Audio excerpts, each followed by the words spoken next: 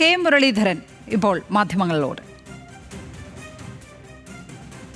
വേറെ ആര് സർവേ നടത്തിയാലും ഞങ്ങളെ സംബന്ധിച്ച് ഇങ്ങനെ ഞങ്ങൾക്ക് പാർട്ടിക്ക് ചില ചട്ടക്കൂടുണ്ട്, അതനുസരിച്ച് കാര്യം നടക്കും.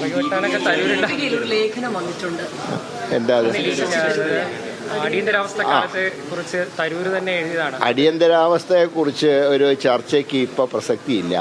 കാരണം അടിയന്തരാവസ്ഥ പ്രഖ്യാപിക്കാനിടയായ സാഹചര്യങ്ങൾ ചർച്ച ചെയ്യണമെന്ന അഭിപ്രായക്കാരാണ് ഞങ്ങളൊക്കെ. അതുകൊണ്ട് അടിയന്തരാവസ്ഥയിൽ തെറ്റുണ്ടെങ്കിൽ അടിയന്തരാവസ്ഥയിലെ കേരളത്തിൽ അത് ബാധിച്ചിട്ടില്ല. അടിയന്തരാവസ്ഥയിലെ കാര്യങ്ങൾ ഭംഗിയായി കാര്യങ്ങൾ നടത്തിയ സംസ്ഥാനങ്ങളിലൊക്കെ കോൺഗ്രസ് ജയിച്ചിട്ടുണ്ട്. കേരളത്തിൽ അന്നാണ് ഹയസ്റ്റ് മെജോറിറ്റി അന്ന് കോൺഗ്രസ് ഉൾപ്പെട്ട സഖ്യത്തിന് കിട്ടിയത്. അസംബ്ലിയിൽ 140-ൽ 111 സീറ്റും ലോക്സഭയിൽ എല്ലാ സീറ്റുകളും ആ സഖ്യം അന്ന് തൂത്തുവായി. ആന്ധ്രയിൽ 41 സീറ്റുകളിൽ 40 സീറ്റിലും കോൺഗ്രസ് ജയിച്ചു. കർണാടകത്തിൽ 28 സീറ്റിൽ 26 കോൺഗ്രസ് ജയിച്ചു. നന്നായിട്ട് അടിയന്തരാവസ്ഥ കാലത്ത് കാര്യങ്ങൾ നടത്തിയ സ്റ്റേറ്റിലൊക്കെ കോൺഗ്രസ് ജയിച്ചിട്ടുണ്ട്. അത് പാളിപ്പോയ സ്റ്റേറ്റുകൾ തോറ്റു. അത് ഇന്ദിരാഗാന്ധി തന്നെ ആ കാര്യങ്ങൾ പറഞ്ഞിട്ടുണ്ട്. എന്തുകൊണ്ട് അടിയന്തരാവസ്ഥ പ്രഖ്യാപിച്ചു എന്നുള്ളതിനെക്കുറിച്ച് ഇന്ദിരാഗാന്ധി തന്നെ വളരെ വിശദീകരിച്ചിട്ടുണ്ട്. ആ ചാപ്റ്റർ ഞങ്ങൾ അന്ന് തന്നെ ക്ലോസ് ചെയ്താണ്. അല്ല, അതാണ് ഞാൻ പറഞ്ഞത്. അദ്ദേഹം ഏത് പാർട്ടിയാണെന്ന് അദ്ദേഹം തന്നെ ആദ്യം തീരുമാനിക്കണം.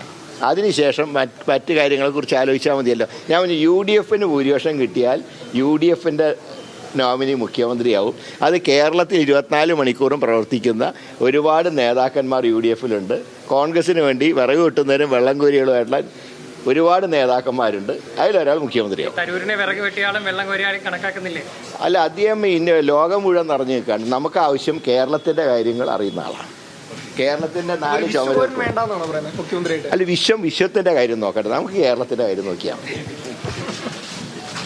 തരൂർ വിഷയത്തിൽ അഭിപ്രായം പറയുകയായിരുന്നു. സർവേ തള്ളുന്നു, ഒപ്പം തന്നെ കേരളത്തിൻ്റെ കാര്യങ്ങൾ നോക്കുന്ന, കേരളത്തിലെ വിറക് വെട്ടി വെള്ളം കോരുന്ന നേതാക്കന്മാരുണ്ട് കോൺഗ്രസിന് വേണ്ടി, അവരിൽ ആരെങ്കിലും മുഖ്യമന്ത്രിയാകും എന്ന് പറയുകയാണ് കെ മുരളീധരൻ.